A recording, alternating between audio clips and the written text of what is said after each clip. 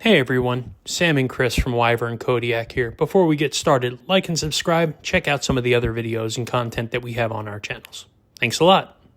Thanks for pressing play. Join me at the Wyvern Kodiak channel. You've got Chris going solo today as Sam's out making another terrific video. Today we're going to be taking a look at the BMK Ether, and this is the very first design by Blake McDavid of BMK Designs. And I believe that first designs really matter. And they reveal how a designer thinks, what they value, and whether the knife was meant to be used or simply admired. And I do have a question for you. What do you feel this knife says about the designer?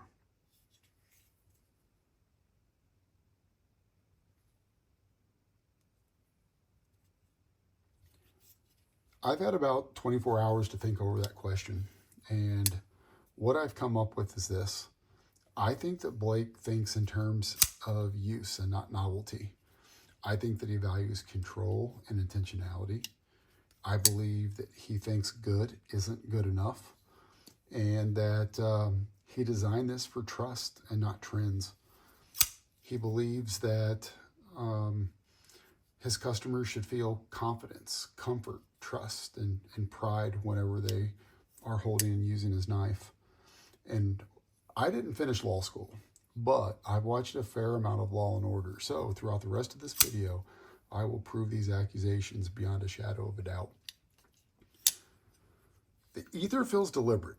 I mean, there's nothing about this that's flashy for attention's sake. It feels well throughout. From end to end, it's well thought out, it's intentional, and it is purpose-driven for everyday carry. At the time of recording this, which is New Year's Eve, BMK Designs had both smooth and milled scales for righties, but for lefties, they only had two plain Jane versions remaining. And so, he made left-handed frame locks, which I thought was very thoughtful and really cool.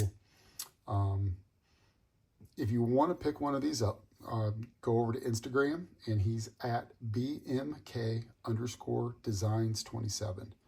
Follow the link in the bio to get checked out. And I bought this for $317 on pre-order. I ordered it on August the 15th, and I received it on December the 30th. And so 4.5 months is in line with what I expect to wait anytime that I do a pre-order. And so I don't like it. I wish they could teleport it to me, but I certainly understand it takes time for manufacturing and shipping and all of the things that go into it. Any kind of production problems, etc. Let's do a couple of size comparisons. And I certainly want to stay in compliance with federal law, so we will show the Spyderco 2 as well as the PM3 or PM2, PM3. You see that it's much closer to PM2 size. I also want to show it against the Hogue Deca as well as the Kaiser Drop Bear. And one more comparison. Here is the new Work Sharp as well as a Spyderco Smock. So you can see it's where it's at size-wise, and let's go ahead and do some core specifications anyway on this. Overall, we're looking at 7.9 inches. If you happen to reside outside of one of the 3 countries in the world that doesn't use the imperial system, that's 20.1 centimeters to you, but I won't be doing any more conversions for you because I may be the only engineer on the planet who doesn't like to do math. The overall close length is 4.5 inches. The blade length is 3.38 inches. I refer to this particular dimension here at the widest point as the pocket height, just because I want to see how much real estate it's going to be taken up in my pocket. And this span is 1.38 inches. This is not a deep pocket carry, and so when it is nested in your pocket, you're still going to have approximately 3/4 of an inch sticking out. The spine at its widest point behind the tip is about 1/8 of an inch, and behind the edge we're about 1/32 down here. The weight comes in at 4.2 ounces. And so the balance on this comes in just behind the pivot. The mechanics of this, we've got a titanium frame lock, and we've got a stainless steel striker plate in here. You can see the hardware attaching it there. Our opening methods are our front flipper. We've got a deployment hole, and we have fullers, on both sides. So plenty of ways to deploy. Once you break the medium detent, you're riding on ceramic ball bearings, and despite having a medium detent, this does have a very strong closed retention. We're looking at T8 hardware all the way around for every single Torx, and our blade centering is absolutely perfect. Our lockup, man, that is tactile and confidence inspiring. The deployment is smooth and consistent. We have zero blade play, and the knife can't be shaken open. I mean, buy one for yourself and try to prove me wrong. I dare you. The opening, man, it produces a very solid mechanical thud, and when you're closing, it delivers a nice, soft, and refined ting. The blade itself is very sterile, and typically I love that. Not a fan of billboarding on knives. I do have one small concern with this one, not concern, I guess.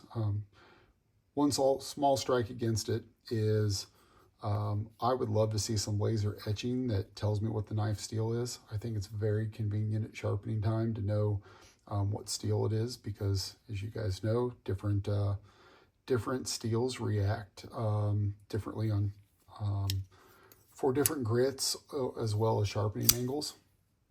And so it really isn't a knock. It's just a preference for a sharpening nerd like me. This drop point harpoon is CPMS S90V. We do have a shallow hollow grind. It's belt satin. If we can get that in here. And I love that up on the swedge also is belt satin. Really, really nice finish.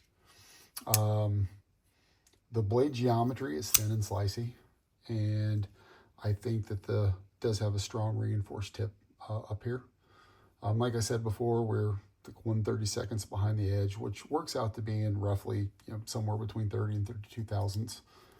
I think that is the perfect combination to make this knife excel at cutting, while also maintaining some durability at the edge.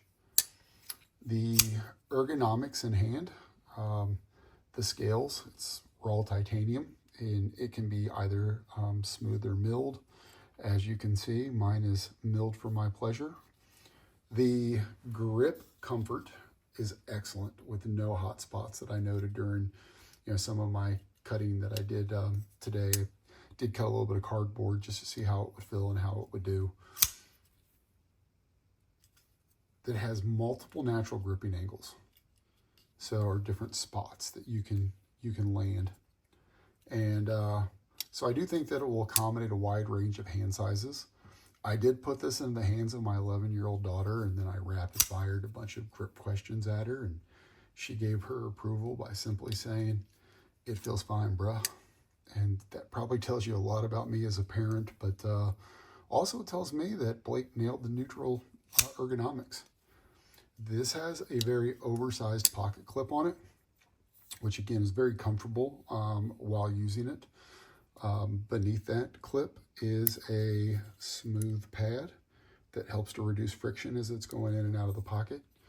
I did pull this probably 20 or 30 times in and out of the pocket today, and it revealed no problems whatsoever with this external cut. And coming in and out, there's a small amount of tension, but again, I was able to go in and out of the pocket one-handed every single time. But yeah, this relief cutout, no problems at all. I'm going in and out of jeans. Some subjective judgment time here. Does this have mechanical sole? Yeah, it does. I mean, this hits all the senses. It feels great. It sounds great.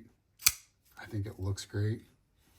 And now the engineer in me wants to clear up all the senses. I didn't taste nor smell this, but I assume Blake probably accommodated for that as well. It does have a very thin and slicey geometry. And again, a strong tip for piercing. The standout feature on this, I do think, is that oversized pocket clip. And again, having that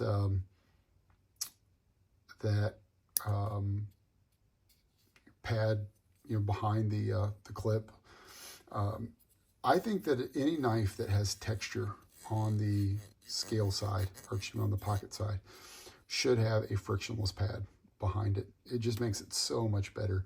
There are a handful of knives that I've purchased that I would love that I won't carry just because it makes no sense to me to have one-handed opening and closing if I have to have two hands to put it right back in the pocket, or get it out of my pocket. The biggest compromise of this, I think it's that the tip rides a little bit higher than the pivot.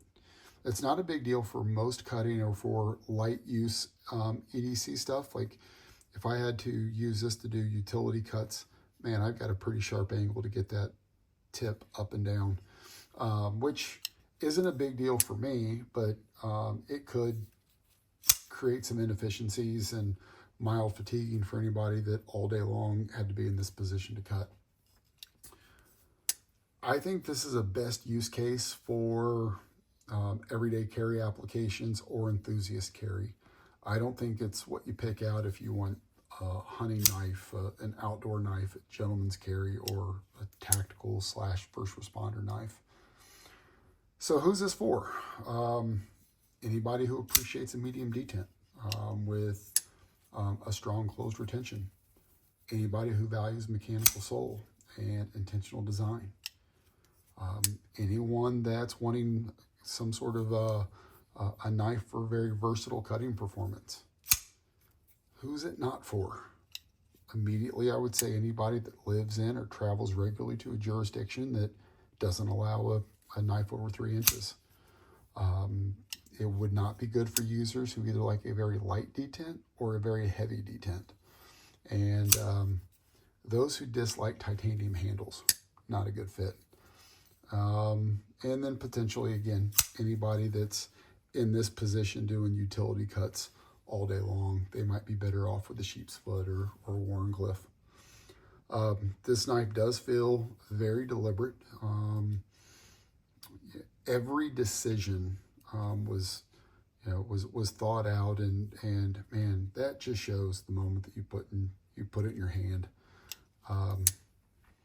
If this was my closing arguments, I'd say that the evidence is clear. The first design that BMK Ether put out, the first design that BMK Designs put out, the Ether, it feels like a statement rather than a learning experience. When you step back and you look at the detent choices, the geometry, the pocket clip, the balance, it doesn't feel like someone was just trying to make a splash. It feels like someone, was trying to earn trust. It tells me that Blake didn't design the Ether just to impress you on day one. He designed it to still make sense on day 100. And if you value mechanical sole, intentional design, and knives that feel like instruments, then this one probably deserves some very serious consideration.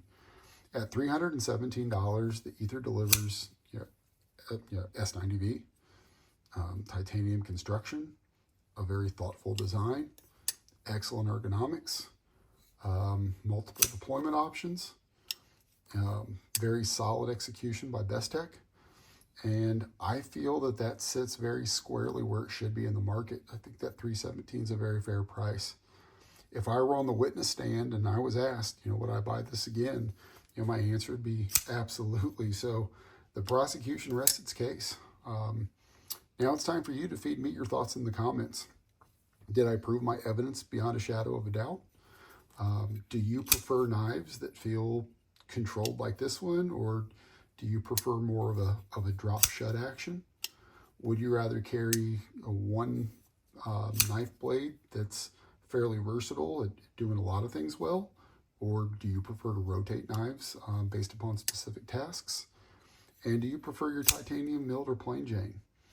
As always, we certainly welcome your feedback. Sam and I both feel it truly is a gift, and we do thank you very much for listening.